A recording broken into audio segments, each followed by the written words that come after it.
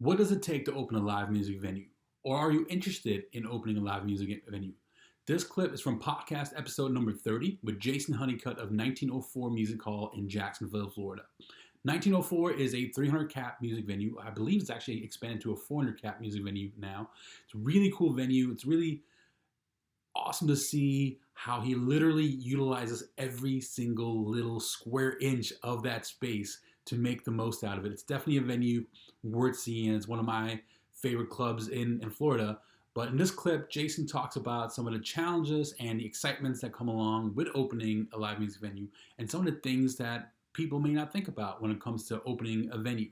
If you have any questions about opening a venue or the music industry in general, leave those in the comments below. Gives me some ideas of future blog posts and videos to make. We are going to start a lecture series in July where we go really deep into some specific topics in the music industry. Also, if you're watching this, maybe you're interested in learning how deals and settlements work.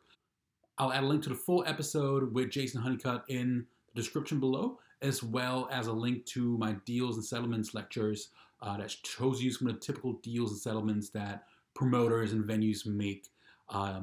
Enjoy this clip from podcast episode number 30 with Jason Hunnicutt.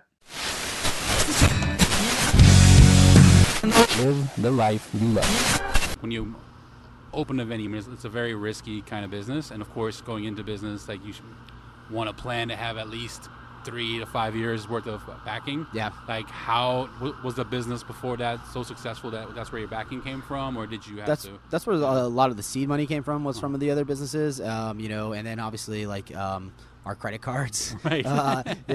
So and luckily, I was fortunate to have 2 other partners in it, so it wasn't all on my shoulders. Sure. And I think 3 is a good number. It kind of like when we For said, partners? yeah, for partners, it's like not too much, but it also like when, decisions come, and that's, kind of one of the things, obviously tons of decisions to make when you run a business, but it's, do you want to do this, this, and this, and, 2/3 vote, and then you just keep it moving, Right. unless it's like a huge issue where you need full consensus, that was kind of cool. And, and obviously splitting the cost 3 ways as opposed to myself paying for it or just one person paying for it helped out a lot.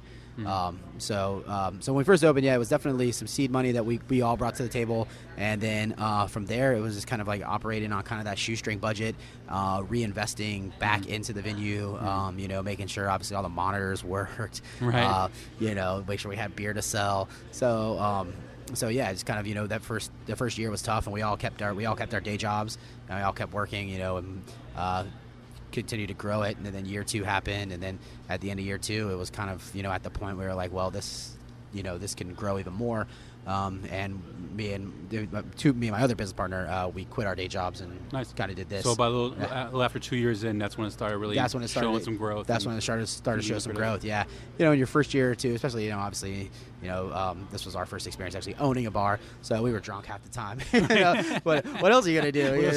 What else are you gonna do? Have fun. And then 6 months of that, you're just like, oh well, we should see what else is going on. Yeah. So how'd you find this place, and how'd you pick this location? This location was actually almost an accident. We were originally looking in Springfield, which is about 2 miles north of it's a kind of a suburb out of downtown, like directly around Jacksonville, but Springfield area.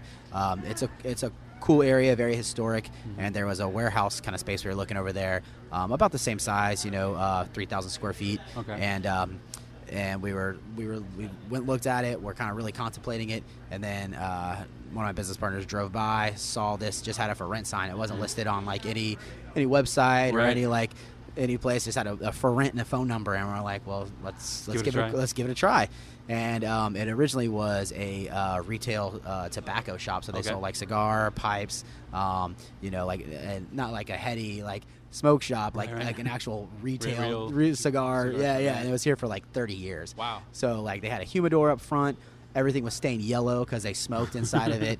Double layered drywall, drop ceiling, carpet on the floor, and that was just the first bay. So there was a second bay next to it that was an empty kind of office space, and it was kind of broken into like cubicles and small offices. But again, just double drywall, drop ceiling, carpet everywhere. And we went and looked. We called the number, met the landlord down here, kind of had a chat with him about it, told him what we wanted to do, and he didn't tell us no right away. So we were like, all right, cool, And so we came back a second time, and we're like, well, let's just see, because he's, we wanted to see what we were working with. So we were like, can we look up in the ceiling? And brought a ladder, came back with some flashlights, and we popped open the drop ceiling and saw there was about another 8 foot of space above the drop ceiling. Oh wow! And then we saw this old brick on the kind of on the wall.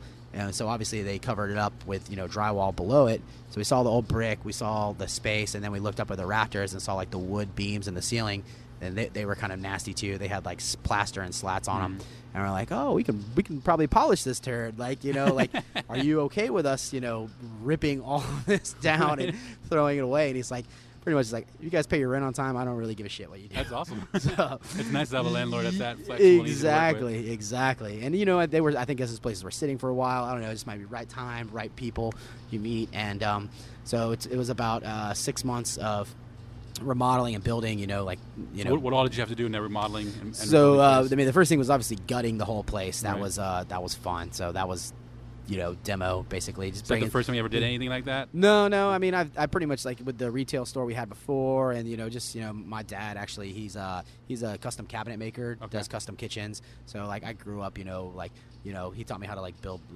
skate ramps, and nice. I'd help him, That's help awesome. him here and there, and obviously help him remodel the house.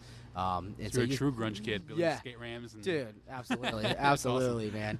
Yeah, shout out to Kona Skate Park. Nice. So we ended up just gutting the whole place, sledgehammer, sawzalls, and just ripping everything out of here, ripping up the carpet, and ripped down everything, even the HVAC, pulled back all the electrical to basically nothing. Came in with a pressure washer and pressure washed the whole place. That was about a week project of pressure washing the whole brick, the cement on the ground, the wood beams, because it had been covered up with, I don't know when they put the drywall up. I mean, it was like old enough to where there was like sheetrock behind it. Like it wasn't drywall, it was rock, whatever board they used to use in the 50s or so. And then we originally we knew it was old, and we originally were going to call the building 1927 because we thought we were dumb enough to think the whole block was built at the same time. We're like, oh, Florida Theater built in 1927, so everything must be built in 1927. And luckily, my one business partner did some more research and called the Historical Society, and we found out the building was actually built in 1904. Wow, so it's over 100 years old. Yeah, over 100 years old, and so hence obviously having to pressure wash the shit out of it.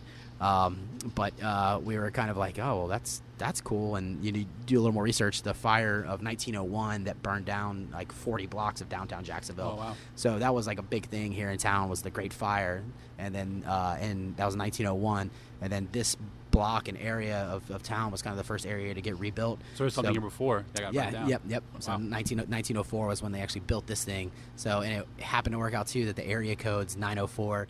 So a lot of people call the place 1904, thinking that we named it after the area code.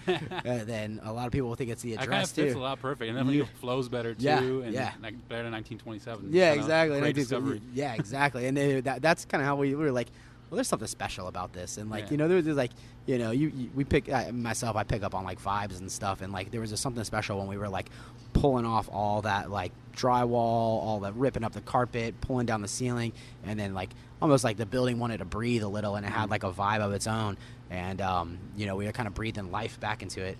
And funny enough, like we didn't really know what it was, but what businesses were here before, we could find the records up for like like the last 20 or 30 years. Wow.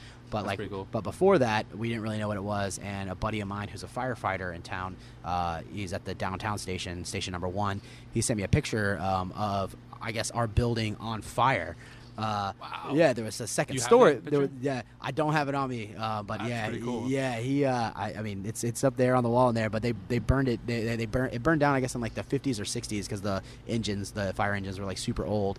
And there was a second story on there. And then like I zoom in on the picture, and you can see on the front of the middle bay, because the whole building's technically 3 bays. The middle bay had lounge across it, so like it was like a former bar, lounge, or nightclub.